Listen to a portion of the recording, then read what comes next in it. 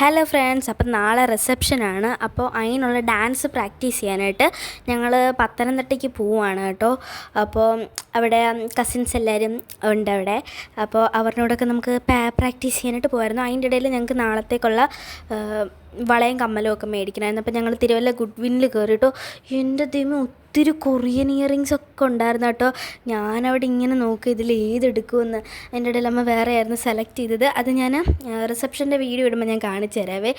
അപ്പോൾ അവിടെ ഇഷ്ടം പോലെ വളയുടെ മാലിൻ്റെ കമ്മലിൻ്റെ ഒക്കെ ഇടയിൽ കൂടെ ഞാൻ മിററിൽ നോക്കി.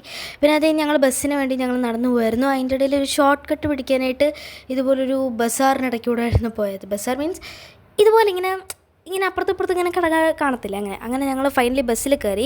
ഞാൻ വിഷമിച്ചിരിക്കുന്നത് എന്തെന്ന് വെച്ചാലുണ്ടല്ലോ, അമ്മയുടെ ഹെഡ്സെറ്റ് വെച്ചിട്ട് പാട്ട് ക്ലിയറായിട്ട് കേൾക്കുന്നുമില്ല, എന്നാൽ അവിടെ നിന്നൊട്ട് കാറ്റും വരുന്നില്ല, എന്താണെന്നറിയത്തില്ല.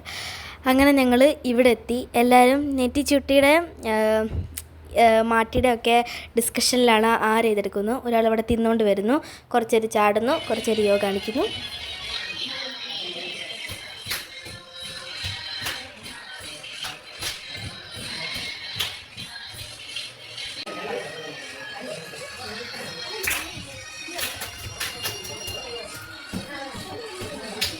അങ്ങനെ ഗൈസ്, പ്രാക്ടീസ് എല്ലാം കഴിഞ്ഞിട്ട് ഞങ്ങൾ നേരെ വീട്ടിലോട്ട് പോവാണ് കേട്ടോ. അപ്പം നാളെ റിസപ്ഷൻ്റെ ഒരു ഷോർട്ട് വ്ലോഗ് ഞാൻ ഇടുന്നതായിരിക്കും. അപ്പോൾ ബൈ.